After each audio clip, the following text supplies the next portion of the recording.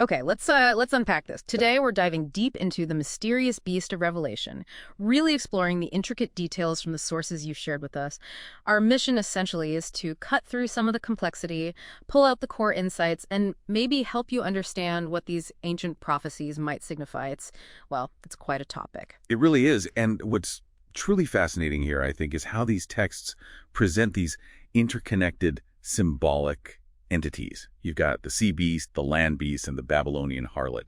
And they each have distinct roles, but they're definitely intertwined in this grand narrative the sources lay out. It's very symbolic language. Definitely symbolic. So let's start with the sea beast, right? Revelation 13.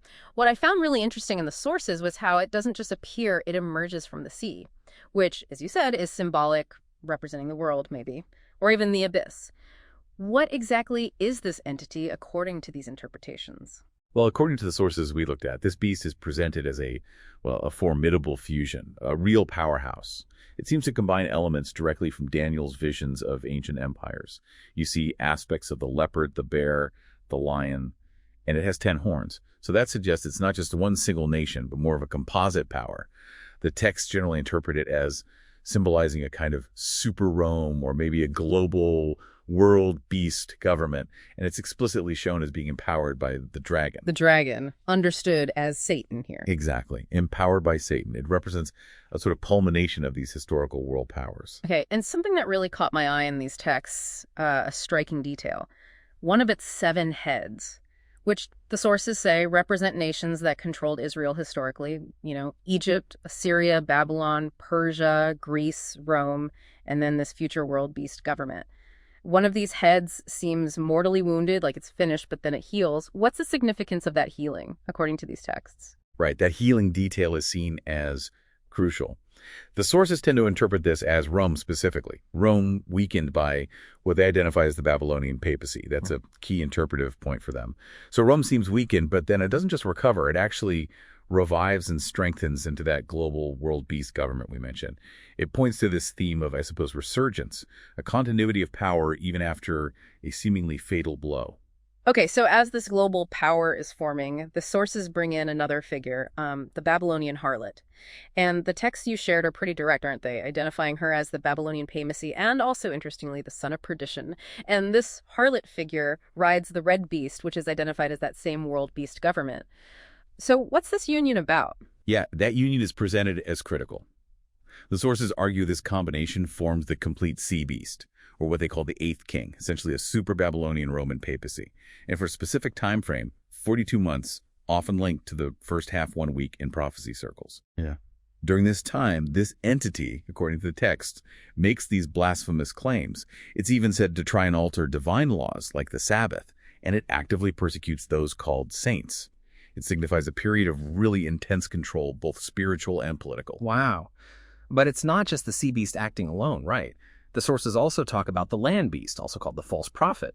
This one's described quite vividly, looks like a lamb, seems innocent, but speaks like a dragon. That's quite the contrast. So It's deceptive. How does this false prophet fit in? Absolutely. Deception is key here. The land beast's main role, as described, is to enforce the sea beast's authority. It does this by deceiving people, making them worship the sea beast, partly through performing these incredible signs like calling fire down from heaven, apparently. Fire from heaven. Yeah, dramatic stuff. And crucially, this land beast enforces the infamous mark of the beast, identified often with the number 6666. And the sources stress that this mark becomes necessary for all commerce. Basically, no mark, no buying or selling. So complete economic control as well. It points towards total control over daily life and, fundamentally, allegiance. Okay, so you have this period of intense control, deception, persecution. How does it all wrap up? What happens next, according to these prophecies? Well, after a series of events described as the 7 plagues, seen as divine judgments, there's a dramatic twist.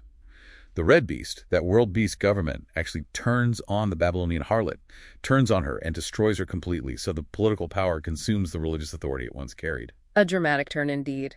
And the ultimate conclusion, the final resolution in this narrative. Yes, the text described Jesus returning, a climactic return. And upon returning, both the red beast, the world government, and the land beast of the false prophet are cast into the lake of fire, which symbolizes, eternal destruction. And Satan himself, the dragon who empowered them, is cast into the abyss, that bottomless pit mentioned earlier, and bound there for a long time. So it depicts a complete and final judgment on these powers. So, reflecting on all this, we've explored quite a vision here. Power, deception, ultimate judgment, all depicted through these symbolic figures from the sources you shared. What does this all mean for you, the listener? Well, connecting it back, the text itself actually says, wisdom is here in understanding these symbols. Which really brings up an important question, I think. How might your own pursuit of clear understanding, of critical thinking, how might that serve as a vital tool for you in discerning truth from deception? Not just in ancient texts, obviously, but perhaps even more importantly, in today's huge, complex information landscape. Something to think about.